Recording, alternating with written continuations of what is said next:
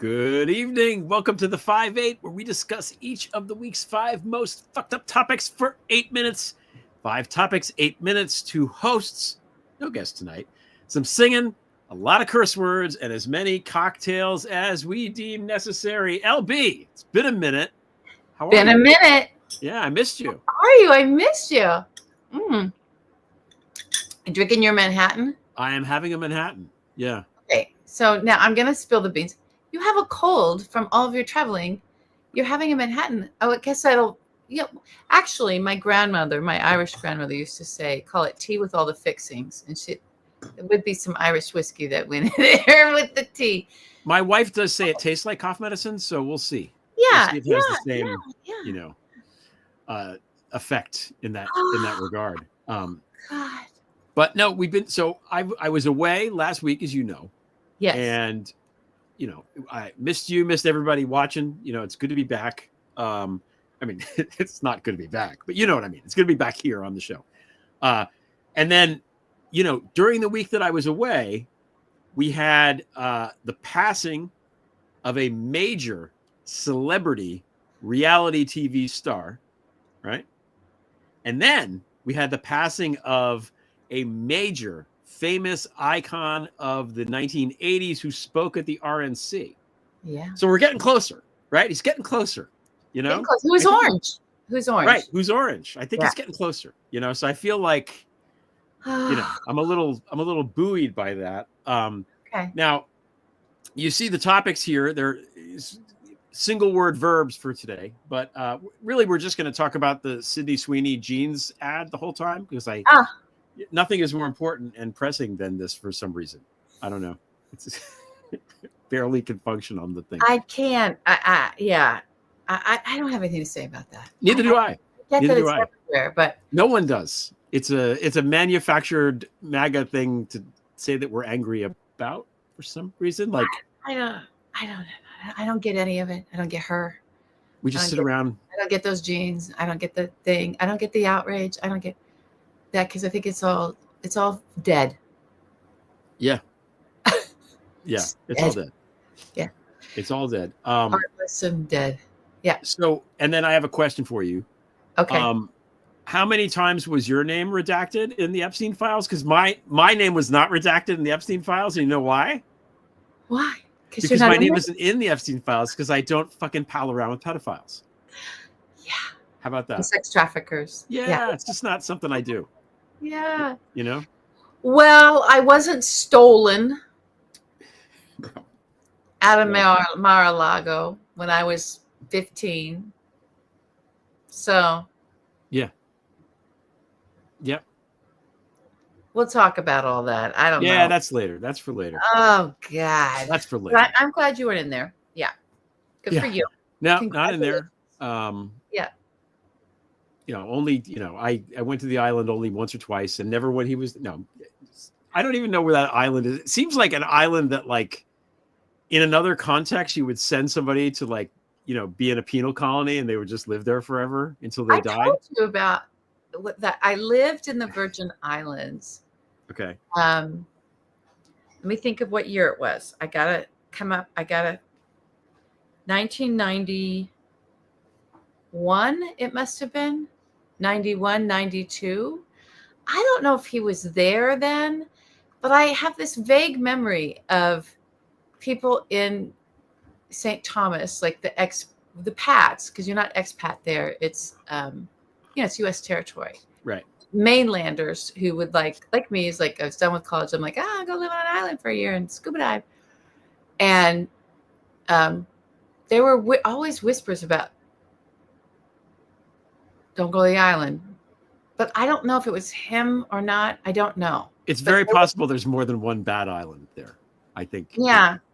And I think it's just the area. But there certainly was, I told you about the Irish, I think it was like McDougal's or something, Irish name family that all spoke Italian and had Italian, a restaurant named Ferrari's, and it was the best Italian food I'd ever had. Okay. But they were Irish, and then I quickly figured out, it's U.S. territory, so you can locate people here in witness protection and not No one's the wiser. Right. Yeah, that sort of occurred to me. Okay. Someone's hiding out down here. Well, I don't know. They show you how to make that sauce in Goodfellas. That's what happens. Yeah. Yeah. Making the sauce. I think Ghislaine Maxwell is now at the prison where you can make the sauce and slice up the garlic. Make the sauce. Yeah, she's come. We're definitely in some type of weirdo Scorsese gangster fantasy. All right, let's get into it. Should we get into it tonight? Don't have a guest tonight, as you mentioned. Yeah, you're a little under the weather, but you've got your Manhattan. If you fall asleep, it's fine. I'll keep going. Okay. But we're going to hold you to that schedule. We won't have an after hours tonight, but I promise everybody we're going to have one soon, just because Greg really does need to go to bed. So normally it's me, and tonight it's you. We're going to get you to rest as soon as we can. I appreciate you showing up, and I know everybody appreciates you showing up for the show tonight. I couldn't talk him out of it. The show must go on. The show must go on. All right. 8 minutes on the clock. So speaking of mobsters, so your first word is tribute. Should we remind everybody what a tribute is? Well, you're the expert on the underworld, not I. So I think you should tell everyone what is a tribute. A tribute is a structure, an organizational structure, where the mob boss is at the top, of the pyramid. Then underneath him are, sort of under bosses, and underneath them are lieutenants, and everybody who's an earner, and even people who sort of just are getting protection from the racket, right? Protection, but really you need protection from them, right? It's a way to squeeze money. You squeeze money from the community, or you find your rackets, right? You find your crimes, and the money flows up to the top by form of payment. And then you always have to pay tribute to the boss. So that's old school way of doing it. But if you think of in the modern world, in a contemporary world, Putin, gets 50% of all of the, so it's basically the boss's cut, right? And it's called, everybody gets a taste. Everyone gets a taste, but for the boss, it's called a tribute, right? That's old world, old school, old Italian American mostly term. So, as we're sort of in the middle of this great shakedown, right? This crime families in the White House, and back in there, this guy and all of these weird goons. There's always weird, like I find this email Bove or whatever, these strange looking goons. I remember how strange he looks like Leopold the Hogmouth. He really does. Really does. Uncanny. Remember when Boris Epstein first appeared in like 2015, and you're like, who's this person and why are they talking for this guy? This is so weird. So all these sort of weird characters always around him. So these thugs everywhere, and the thugs that he had lined up with him to do the fitness thing today. It's just all that. Who's that weird bald guy? That weird bald guy looked pretty thuggy. Well, he's Triple H, and I have to look at what that means. Oh, that's Triple H. Oh, he's the wrestling news guy. Coverage was like, oh, controversial character, and I'm like, is that like he's Heil Hitler and then another H? Is it like? No, I think it's hemorrhoid cream. Oh, that's preparation H. Never mind. That's preparation. Sorry, wrong H. Yeah. Wrong H's. I don't know, but it's like, and assaulters. He's got all those people. Anyway. So, we're talking earlier today and yesterday about the hand in the money pot, right? Yeah. So for me, you've got your stuff. Let's you start of your this shakedown presidency where he's stuffing his pockets, right? We know about giving the contracts to his friends for, or the donors, the people who, I don't know if he has friends other than Jeffrey Epstein, but the donors that private prison people who donated, or people associated with, the prison industrial complex of making money, are the folks that walked away with those great big contracts to build the detention centers, right? Okay, so there's, to think that Donald's not getting a cut of that, I don't know. Somehow that money's flowing back in there to him. I'm sure of it. right? And then you were bringing up the universities. Yeah, because they talked about it really well on Wednesday on the 5, 8 and a half, Lisa and Nadine. So I think a lot of people watching this watch that. Yeah, gotta watch Wednesday night. Yep. They were talking about the colleges. As they talked about it, it occurred to me, because I remember what you said at the beginning when he came back in. You said they're going to go after the pensions because there's this huge pile of money there and they want that money. Well, the other place where there's huge piles of money is endowments of universities. All of these, especially these old Ivy League schools, have just an absolute fuck ton of money just sitting there. And they know that. And this is just extortion. I mean, that's all that it is. This is no different fundamentally than, Tony sending, Furio to somebody's restaurant and saying, we'll burn this down if you don't pay us. I mean, that's right. They're just fundamentally no difference. Look for the money, go grab the money. And if anything's happening that involves private sector money that requires a government approval, right, get a cut of that. So, okay, I'll sue, CBS because then they'll settle with me. It's just a tribute being paid. These universities, just a tribute, just a way. The lawsuits are a way for him to shove money into his own pockets without it being something that's so overt. But it also, as with everything with these guys, with gangsters, there's an elegance to their piracy, to their criminality, in that usually a couple things are being served by the shakedown. So, for the Paramount CBS merger, and for the law firms and for the universities, it also creates a chill, right? So you get the fascism follows the criminality first, shakedown first, large pots of money. So just look for the large pots of money and know he's coming for it. He's coming for it. And his goons, they're coming for it. Right? And then there'll be a secondary and a third, second and third sort of benefit that flows down into, sort of trickles down, talking about trickle down economy, trickles down into fascism, right? To support the fascism. So the tariffs are another huge amount of money. We were talking like, okay, if you're going for a 15% across the board tariffs on everything that is made outside of the United States, any product, any service even, I think they're getting into that, that Americans, consumers consume. So we're talking about, if you want to define what an American is, it's consumer first. George Bush knew that. Yep. When he asked to put the war on credit cards, right? Let's put the war on credit. And U.S. citizens were like, what can we do about this war after 9/11? How can we support it? He's like, don't worry about it. Remember this? Just keep shopping. Keep the economy going. You just do your part by being a consumer. Go shop. I'll never forget that. So it's like, oh, that's what we are. We're not citizens anymore. We're consumers. First and foremost, that's our citizenry. That's our duty. That's how we can rise up and contribute after the greatest fucking terror attack since Pearl Harbor, right? Okay.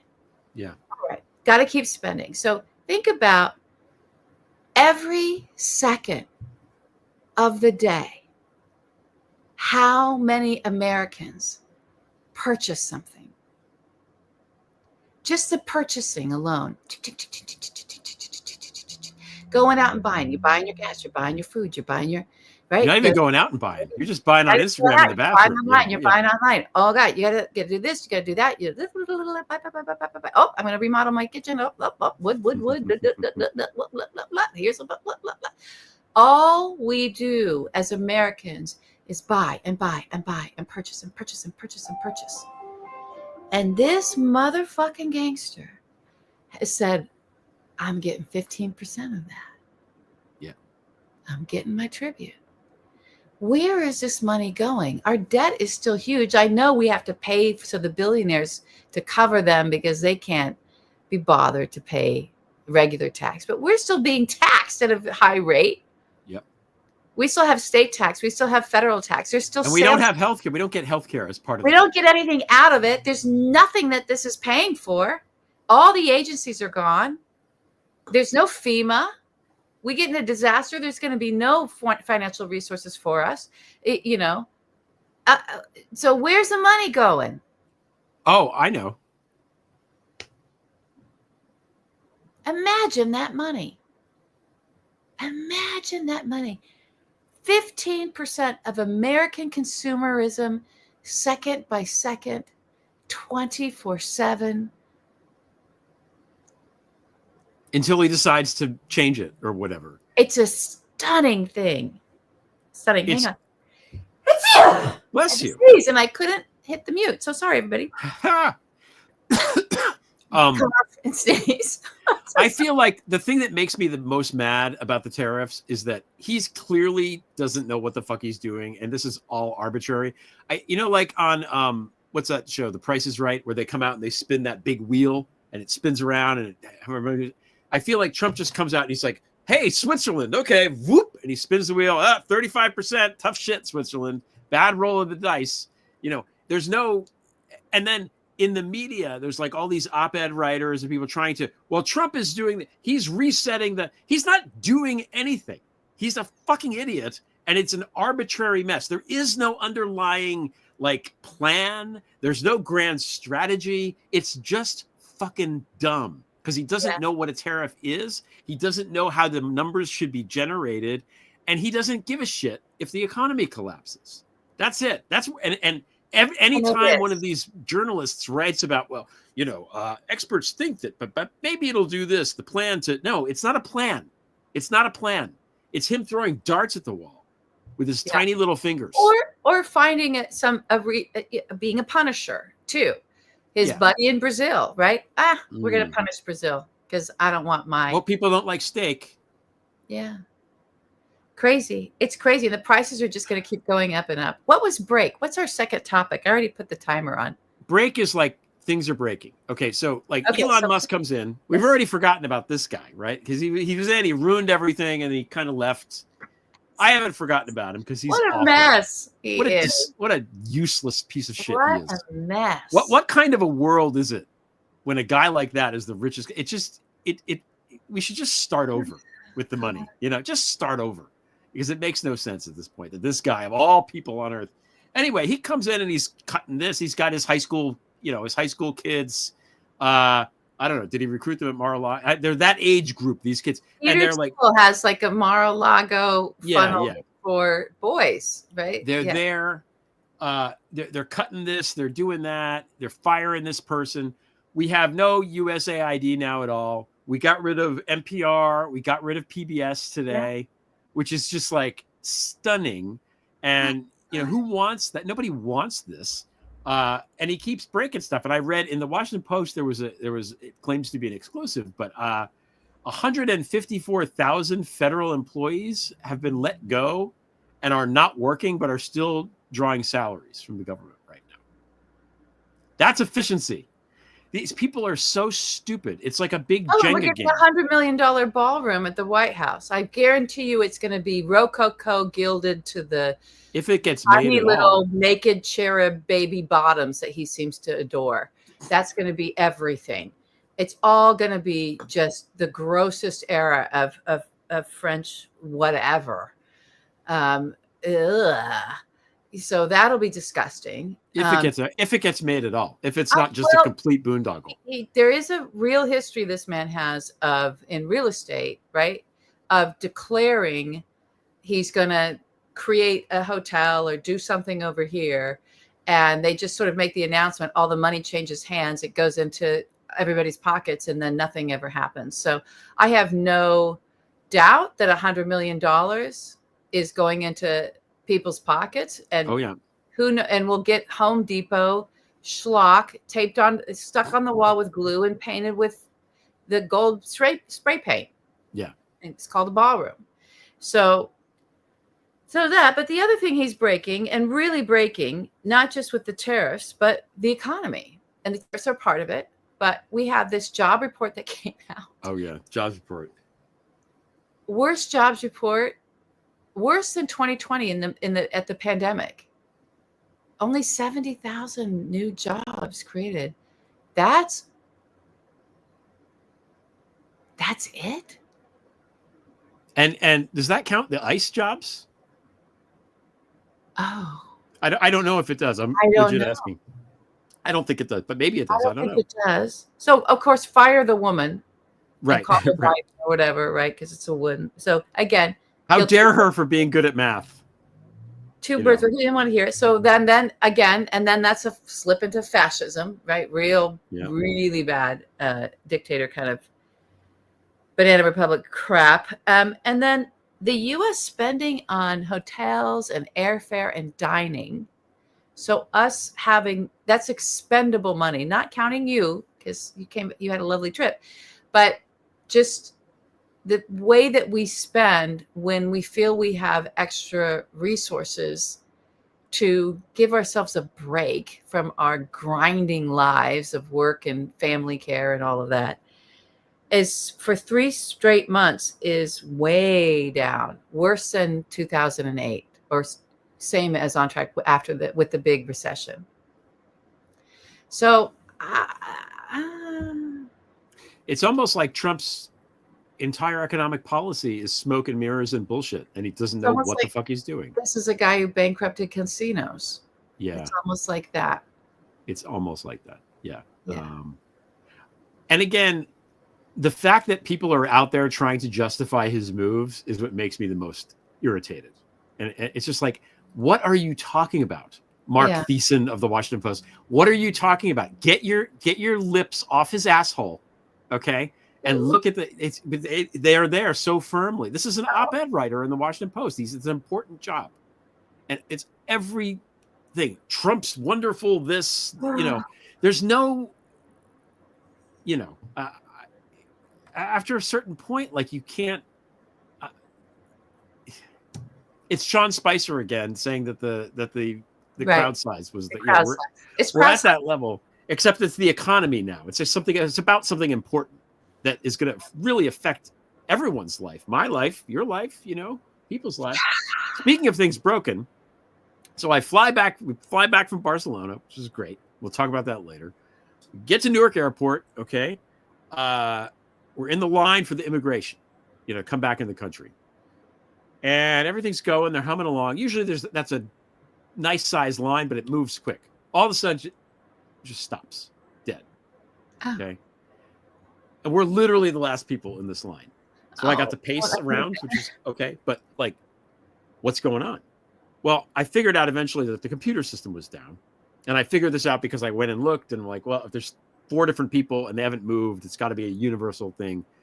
They never made an announcement about it. They never told anybody what was wrong. The one water fountain wasn't working. And also, by the way, are we that reliant on like computers that these fucking people don't know what to do when the computer goes down? Write the passport numbers down and let everybody in. Do the thing later. You can't just have people sit there and die of thirst. Anyway, useless people. This is one of the agencies that has a budget still. And then when it finally started working, the one guy that knew what he was doing, who was really trying to get everybody in, to even out the lines and make sure everybody was waiting in the right places, he was an airport employee. He wasn't one of these federal, Christy Nolan. But he was a real human being. Yes. And he was good at it. I was like, this guy is good at his job. Okay, that's good.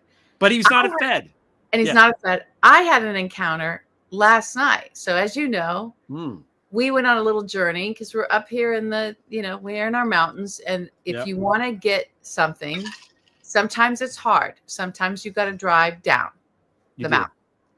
So we drive down the mountain. And then one of the things we were waiting to get, the woman couldn't wait. And it was a saddle, doesn't matter, horse stuff. And we're like, okay, well, we'll just stay the night. It'll be nice. My husband and I will have a night. And because we're thinking in this area, there's nothing but hotels all around and it's nice. We think, oh yeah, we'll get a hotel room. No problem. This is a last minute thing. Could not find a room for under $700 a night. I'm talking Hampton Inn. Nice Hampton Inn. But I'm talking that level. We were like, we'll be okay. We can do Courtyard Marriott for a night. Doesn't have to be, Ritz-Carlton. We'll be cool. Yeah. $700. I was like, fuck no. So we drove our asses back up the mountain. Because who's going to spend that?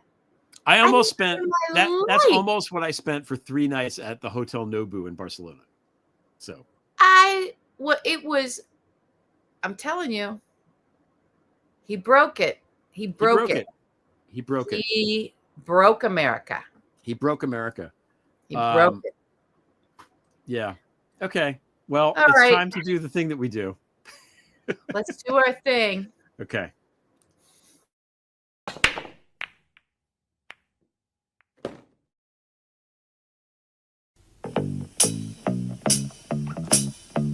Your pal Epstein liked him young as 14, and Donald, so did you. All the girls I want. The truth will soon come out to all the world, the whole world.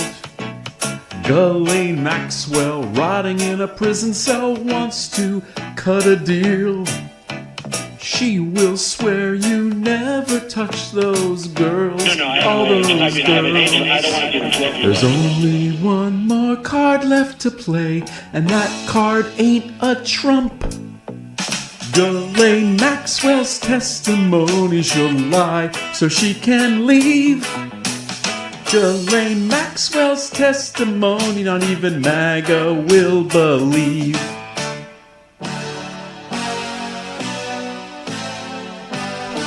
Are you still talking about Jeffrey Epstein? Ah. We're still talking about Jeffrey Epstein. Excellent job, Chunk. Good job, man. Thank you, Chuck. Yeah. The best. I meant to send him a thank you in the email reply because I actually can play these now because my check is always a mess, everybody. And then I fell asleep. I spaced out. I fell asleep. Yeah. So thank you, Chuck. Okay. All right. Should I put 8 minutes for this one? Because Yeah, we got it. We got to do it. we have to do. Listen, we were hoping maybe to have a guest, and it worked. It was a little tricky, and you were not well, and we made the call. Let's not have a guest. Yeah. To talk about this because we need to get you to bed as soon as possible. But so it'll be a short show tonight. We're going to put this on. We'll talk about it, but we're keeping the timer on because we were hoping the guest would help moderate us as we try to talk about this. I have not weighed in on social media on what's been happening in Gaza because it felt like, and it was observably so, such a toxic mess of intentional agitation of opposing forces and points of view and ratcheting everything up to the nines to tear at the fabric of our society and the world and human beings. And I could see it just everything from radicalizing people in one way or the other to just watching the discourse and people openly say things that were so inhumane to one another and about the situation coming from all these angles. And it felt so disastrous of a thing to try to even enter into the public discourse. So that is my big disclaimer of why I've been quiet on social media. And I'll probably continue to be quiet on social media. Our show is, I feel like, is something different. It's part of a platform. It's something different. But I have to say, I cannot believe, and I do believe very much so, and am completely wrecked and have no idea what we are supposed to do about what is happening to the people there. And just the images coming out and the atrocities that Bibi Netanyahu is committing. Oh God, I don't know what to say, Greg. It's so, I just can't believe it's happening in this day and era. And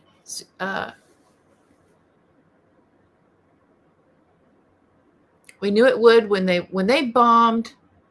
We have a friend of the show that we've had this discussion. When Israel, not just they, when Israel dropped a bomb on the World Health Kitchen, remember? Yeah. On the top of their vans, they have a symbol so that as bombs, because they can see exactly what the bomb's fallen on. This is not like technology from World War II or they can make Trench people's cell phones warfare. blow up My in their God. pants. Yeah, we're talking the most sophisticated missiles ever, and systems of surveillance and seeing what's happening and targeted strikes. When they dropped a bomb on that vehicle, that was the moment it was like, oh fuck, this is genocidal, because you're intentionally attacking food sources for civilians. And it's like the Red Cross, but even worse, because it's not like people aren't getting care and health care. You starve civilians in a war zone, intentionally starve and attack the food. That's genocide. That's weaponized famine, and it's as evil as it gets. I understand Ghislaine Maxwell's evil and Jeffrey. This is a whole other thing. Yeah. This is a whole other circle of hell. And I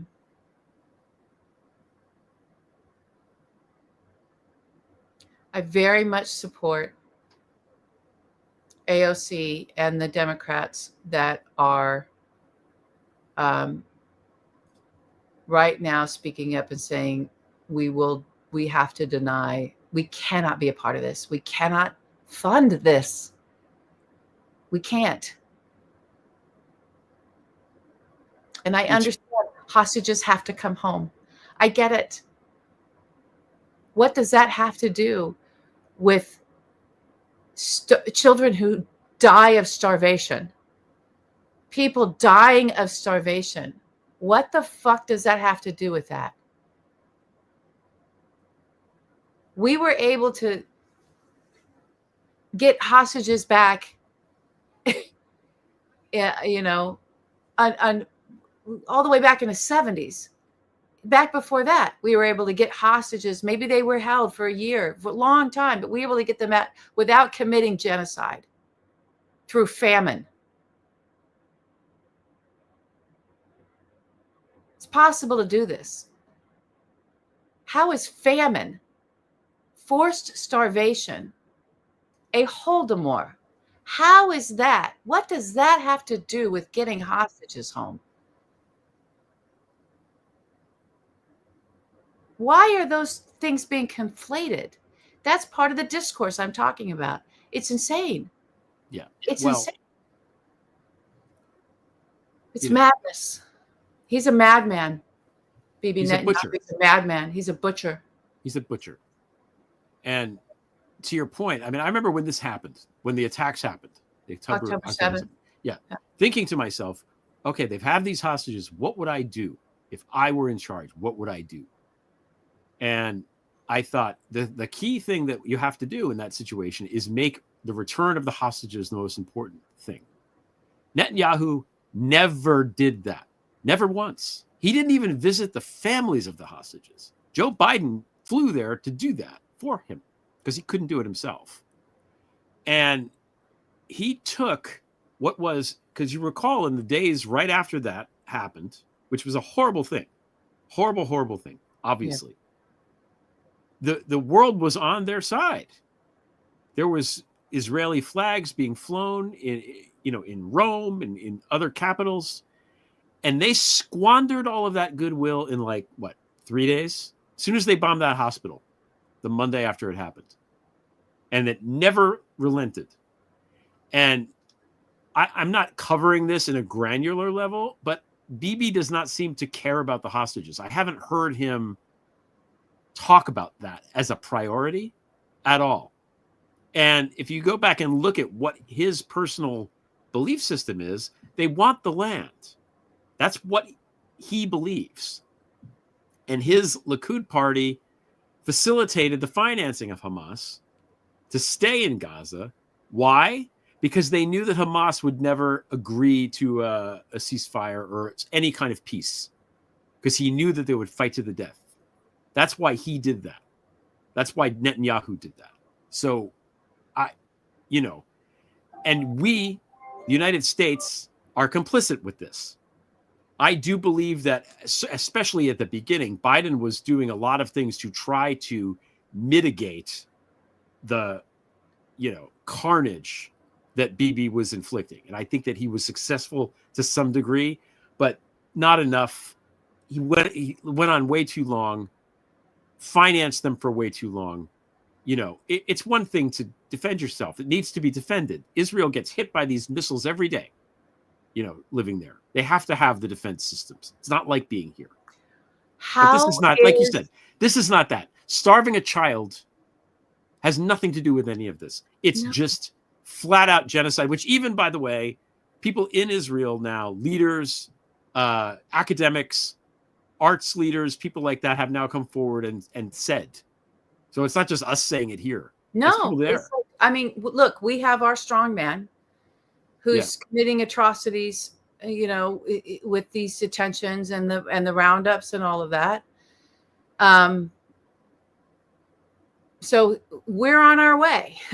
Yeah, we're on our way of having a butcher, our own butcher. And what are you going to do about it? Yes, the Israeli people have tried to get rid of him before October 7th.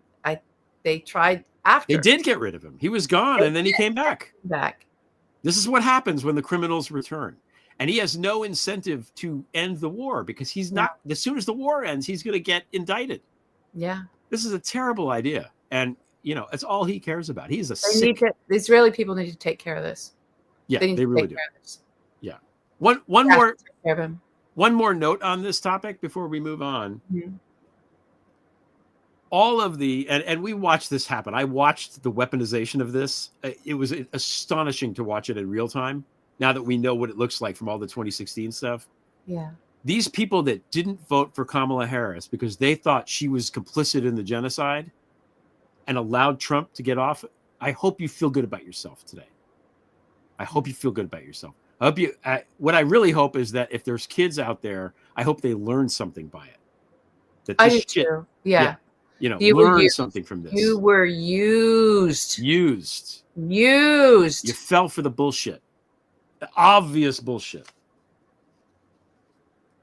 And now it's real. They use your good nature and your goodwill against you. Yeah, and now it's real. Now it's real. Now it's real. Not that it wasn't real before. I'm not saying that it was, that Bibi was somehow conducting himself properly. But the surface understanding of what the Biden administration was trying to accomplish, and God only knows what they were also holding at bay, keeping Bibi from doing, while trying to figure out. And there was a lot that he was doing, that Biden and the administration was doing around the region, that was thwarting some of the more sinister stuff that Bibi was involved in, while trying to help get these hostages back. That all of that everyone was just so, and by everyone I mean the progressive, far progressive left, the way that those young people were used to just. It's one thing. It's one thing to protest. Back in the office, to put Bibi's buddy back in. It's one thing to protest. That's fine, but it's another thing not to vote the right way and not to understand that Trump was obviously going to be worse. Look at where we're at. Yeah. Look at where we're at. So that's all I can.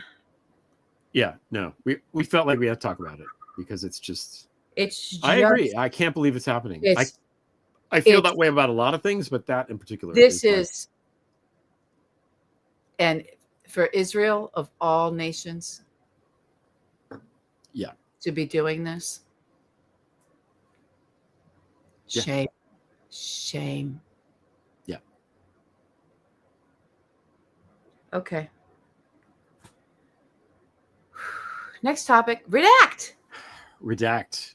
Gotta move So on. Gotta move we have to talk about the Epstein stuff because there's a lot of Epstein stuff as always. He cannot. This guy can't get out of his own way with this Epstein thing. Every time he opens his mouth, he says something stupider and stupider that contradicts something else he said. And God help us. now the two things that came out at first. The FBI redacted a bunch of mentions of Donald Trump's name in these documents. Let's say that again. The FBI. Mm-hmm. The FBI? Was it the FBI? Who was it? So. You mean the original documents? The prosecutors who did the deal. So they're calling it the FBI. Would that come later? When did the redactions of Donald Trump's name? All this, if you looked at these original Epstein documents, the file, what was made public from the file, the reason people wanted the names is there are all these names redacted. Right. Or maybe one name redacted 1,000 times. Used a lot. Used a lot. So whoever redacted that, people have been calling for it to be unredacted. We want the name. Hey, guess what one of the names is, Greg? Donald Trump? There. Okay. So that's what that is. That's what that is. Yeah. I thought, let me see. Oh yeah, that's I thought it was a more recent redaction that involved the 1,000 FBI agents that were combing the documents for Donald Trump's name. But maybe I just conflated those two activities. Maybe you conflated those two things. Why would you need you don't need 1,000 people to look for my name. Yeah. My name ain't in the thing. Why do we need 1,000 FBI agents to stop what they're doing to look for Donald Trump's name to redact it? Why? Why, other than he's in there a lot of times raping girls? That's it. That's the only logical explanation. Yeah. And it also gels with and jives with the testimony of the victims, which they've all come out and said stuff. It's not like this is a mystery. No. We just can't seem to get over that last little piece. We can't solve the puzzle. I mean, we can listen to Jeffrey Epstein. There's tape. I brought this up last week. There's tape of Jeffrey Epstein, the recordings during his depositions where either the prosecutor or a victim's attorney is deposing him. And I think it's the prosecutor because he has his attorney and he's going for the fifth, asking him again, what about Donald Trump? What about Donald Trump? And Jeffrey Epstein pleads the fifth. Why would you plead the fifth, LB? Well, isn't that what mobsters do? Didn't Trump say that that's what mobsters do? That's what criminals in a syndicate do, right? Yes. But what I'm stuck on and I can't get past is clearly whoever's asking that question had the evidence in front of him that was unredacted. Right. Yep. They don't ask questions unless they know the answers already. They don't ask unless they know, but why that name isn't just being pulled out of the ethers. This is someone who's staring at the file. Yeah. The file. He's not asking about Hulk Hogan, not asking about Ozzy Osbourne. Not asking about Greg Olear or Stephanie Koff. No. Asking about Donald J. Trump. And in that clip, not asking about Bill Clinton, not asking about Bill Gates, not asking about Larry Summers, not asking about whoever, Bill Richardson, BlackRock or whatever, not asking about Bill Richardson. Leon Black, asking about Donald Trump. The guy whose name is in the Black Book 17 times. How many fucking phone numbers does the guy have? A lot, I guess. Make sure you can reach him at any phone number, because maybe there's a new girl. Who knows why? Why do you need all those phone numbers? Because you have to be able to reach that guy anywhere, anytime. Why do you need to, if you're Jeffrey Epstein, why do you need to reach Donald Trump anywhere, anytime? It's a good question. These are the questions. It's just a follow-up question. What happened to follow-up questions in journalism? What happened? Well, Trump's been walking away from the questions. Somebody did ask him, what did you think Epstein was stealing her to do, and then he just turned around and left. Did he turn around and leave? Yeah. Oh, yeah. So that happened. Oh, and then, by the way, then this whole thing, he's saying the whole thing about that. Oh, that poor family, Virginia. Oh, yeah. Yeah. Oh, I watched that today. That poor family. I know. Makes me cry. It's so sad for them and for her. She's not here anymore. I know. Because of this, Yeah. you know? Yeah. And he's like, he says that line we all know now. He stole her. And he admitted, yeah, it was Virginia. He took her. Well, 2 years after that, he's on Howard Stern saying how Jeffrey Epstein's a great friend of his and he likes him young, or whatever he was on for that quote. That was New York Magazine. New York Magazine. That was 2 years after the event that supposedly made him kick Jeffrey Epstein out of his club. So he can't keep any of this straight. No. He's just trying to do the offensive thing of like, okay, here's my offensive bullshit to try to, offensive defensive bullshit strike, because people are going to start asking about Virginia. He knew they were going to start asking about that because there's articles being written, there's stuff happening. And so he was trying to, let me come up with something now so that it makes sense now in this moment. So that's not what an innocent person does. No, nor does an innocent person go back, kick the tires on giving a full pardon to a monstrous sex trafficker in Ghislaine Maxwell, who today was moved from the high security prison to some, Club Fed in Texas. Yeah. Even though that's not technically legal, something had to be waived. Apparently, Allison Gill was right about that. It's not legal to do that. Somebody had to sign up. You can't do that for her because she's convicted of sex trafficking. She cannot be in that kind of prison. Right. So they signed it. They signed the waiver. And let's not also. This also gets forgotten about Ghislaine. I think it's important, especially like listening to Virginia's family, and their other victims. She raped them too. Virginia said that Ghislaine was worse than Epstein. She said that Ghislaine was Geppetto and Epstein was Pinocchio. That's what she said. There it is. Yeah. So she didn't just traffic those girls. She was one of the rapists. Mm-hmm. Yeah. So that's the person that Trump is going to probably pardon in order for her to say some bullshit thing. And then that's is MAGA trust when anybody, I don't care what Ghislaine Maxwell has to say. I don't give a fuck what Ghislaine Maxwell has to say. And no one should. She's a rapist. She's a convicted sex trafficker, child sex trafficker. She committed perjury multiple times. Constantly. Right under oath. Constant stream of lies. It was like from Perjurama. Perjurama.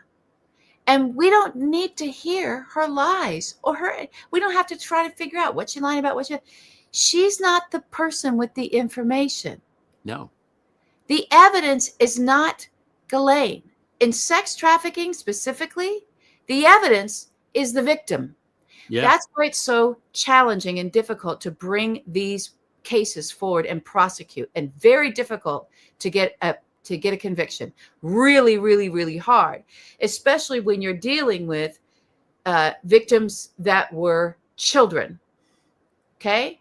Because they are the evidence. They're the primary evidence.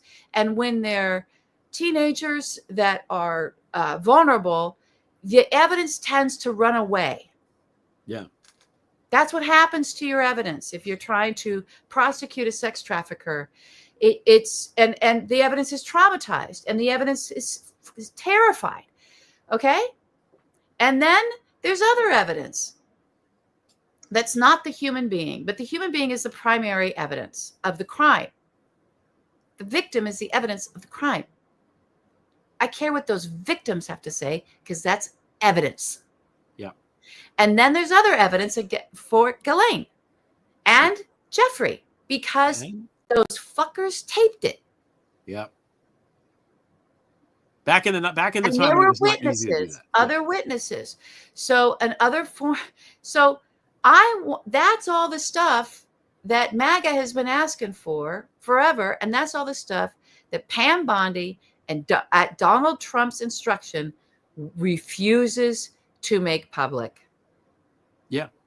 Now, you've been on this for a long time. You said that MAGA would lose their shit over this, and that so far you are right, because they are losing their shit. And now the two other things, she's moved to Texas, like we said, and the Daily Beast reports that there's in the video of the prison cell, which is, I haven't paid any attention to that story because it just seems there's a third man. It's like the Orson Welles, it's the third man. Who's the third man in this thing? There's somebody in the fucking video. How did they get there? Coming out of the prison cell. You're talking about the prison cell in video. the goddamn thing with the footage. The footage of the night that Jeffrey Epstein. An unaccounted for person. That's what's there, apparently, according to the Daily Beast. So, well, it sure looks like he was whacked, does it not? Since we're using our mob language, that guy was whacked. That's what it looks like. But you know who knows for certain? One person. Bill Barr. And you know who he went and reported to? Donald Trump? He was head of Board of Prisons. Yeah. Attorney General. Wow. Interesting that. Yeah. Yeah. So then that's a cover-up as well, if that's real footage. Then now we have another cover-up. You know what they called Bill Barr when he was the Attorney General the first time? They called him the cover-up czar. Yes, they did. Yeah. So that's what he did. That was like his specialite. That was his thing. Okay. Yeah. This is pretty bleak. We're in a bleak moment. Do we have some announcements in our bleak moment? Is there anything coming up? I'm not sure. We'll definitely. No, it's the summer. It's August. We made it to August, guys. We made it to August 1st. It's the month named after Caesar Augustus and not the month named after Julius Caesar. So, yay. Okay. Yay. I guess. Yay. Yeah. Maybe something will happen. Mm-hmm. Maybe August will end up being a really memorable month. We'll hope. We'll hope for that. In a good way. But in the bleakness, with no announcements to make, you can cheer us up a little bit, I bet. Escape. You escaped. I escaped. No, now this is a completely self-indulgent segment. Okay. I love it. Yeah. So we've not done anything like this in a long, long time. Like 20 years, I think, since we left. The two of us, my wife and I, left and went somewhere. I feel you. We went to Barcelona because some friends of ours rented a house for the summer or for the month in a town called Villanova, which is 20 miles south on the beach. So they were like, does anybody want to, anybody wants to come for a little while? We're like, let's go. We're just going to go. And I had saved up miles for the last God knows how many years. So I got the tickets from my miles and we flew there and, and it was great. And it's so, I highly recommend leaving the country if you can, just for the simple reason that you're not surrounded by all this dumb shit all the time. It's just like, I think you don't realize until you're gone the constant 24/7 hammering of this dumb fucking orange idiot who I don't want to think about. And I really didn't, I didn't think about him much. I mean, stuff happened with Epstein and I just vaguely picked it. But the best part of the trip, our friend who we were staying with, she had been to Montserrat, which I'd never heard of. I was so wonderful. I thought it was like a place where Van Gogh painted or something. I was wrong. So, and I was like, we want to do anything. I think we just want to hang out, And she's like, well, they filmed part of Andor there. We're like, oh, let's go. We got to go see this. So the scene where the senator in Andor is, that where the wedding happens and they're out on these rocks walking on the paths. That's there. It's So you take the train. It's about 40 minutes outside Barcelona. And then you get in the cable car and the cable car goes like up like this, up the mountain. And Up Mount Again, I Sinai. knew nothing about this place, and as it was rising, I was thinking about Andor, and I was thinking about being, and but the place itself is so beautiful and so clearly holy that I almost started crying. Like I had to I had to look away, because I was overwhelmed by it. Like it's so beautiful and so clearly holy. I mean, there's a monastery there, and there's we didn't actually see the icon, but we did. There is this icon here, the Black Yes, there is. Madonna. Yeah. Yep. So I bought that as a souvenir. Black Madonna. But whether or not the monastery is there, the place itself is holy. It's just one of these places where it just hits you, and you're like, oh my god. Yeah, and the Andor stuff, I think, added to it. For me, just because of the place, the position we're in the world, and Spain went through a lot of fascist shit. Not as famously as Germany and other places, but but Franco was a dick, and he was there until 1975. Fascism lasted till 1977. I mean, a long time. Oh, that's a lot. And Barcelona, which is technically the capital of Catalonia, which is an autonomous thing within Spain, so it has its own flag. I didn't know any of this till we get there. They were anti-fascists. And when Franco took over and Barcelona fell, that whole area got really treated especially badly by the regime. So once they left, everything started to kind of come out again. But you could feel it in the city. It's just a great city. Remind me a lot of Berlin, which surprised me. There's lots of graffiti, but like cool. There's wide streets and really old stuff. And it's not artless, right? So it's the opposite of artless. It's the opposite. Of artless. There's an expression of point of view, human point of view, and artistic point of view, thoughtfulness behind it, everywhere you turn, and in every element. Whether you're going down, whether it's if you're in the harbor, there's these,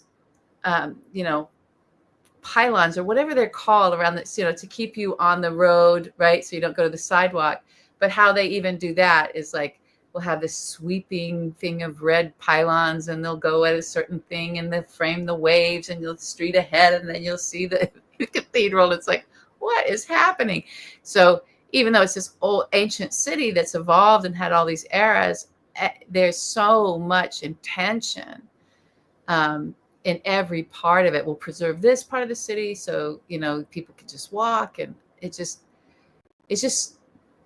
I feel like Spaniards, they just love their country so much, and they love showing that through all of the stuff that they're passionate about, through the humanities, which we need. Important. The people were great also, I should add. Yeah. To your point. I mean, it was just wonderful. Like the whole thing was great. It like a chill vibe, everybody not rushing around so much. I'm sure there were people rushing around, but like where we were, it was, just congenial, and everybody's nice. There's a lot of really good pastries, really good coffee. Yeah. How was your food? You loved it. No, the food was good. It was good. And we stayed at the Nobu, and we were up at which has a rooftop pool on the 23rd floor. So you have this panoramic view of the city, which is as close as I got to the Gaudi, the Sagrada.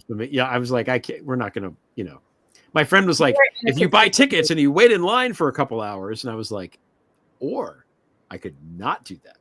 So I thought the Gaudi stuff it looked like cake frosting. Like it was like one of those cakes that woman that Mike Huckabee likes didn't want the gay couple to have. Don't say that. No. That's what it looked like to me. Okay. Yeah.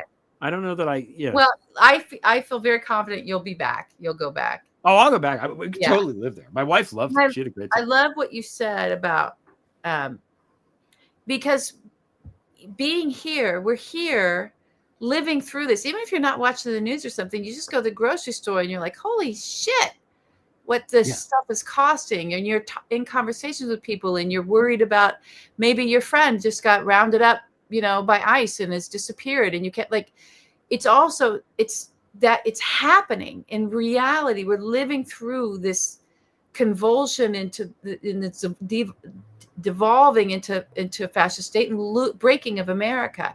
Your kids going back to school, that's going to be a nightmare, with no Department of Education. It's this mess everywhere we turn. Even if you're trying not to engage with it, it's engaging with you.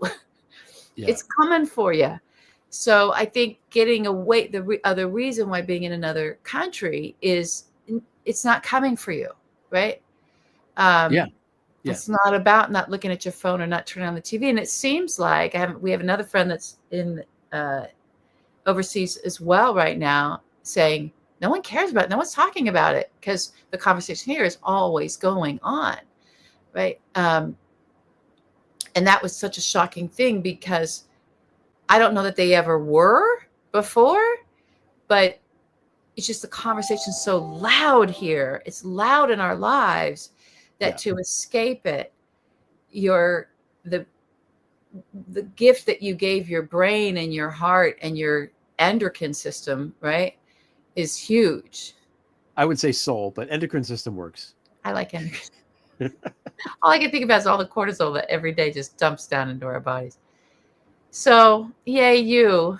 I'm so glad you had a wonderful time. It was a lot of fun. And I think it was a good week to go. Like, I felt like it, nothing really happened that was that. I mean, things happened, but it wasn't like sometimes I leave and the Mueller report drops or something. And it wasn't like that. Yeah. So you were expecting that. I mean, you said to me, every time I go, something happens. So, well, I mean, Ozzy and Hulk Hogan died. Yeah. There's some death. Yeah. But we got through that.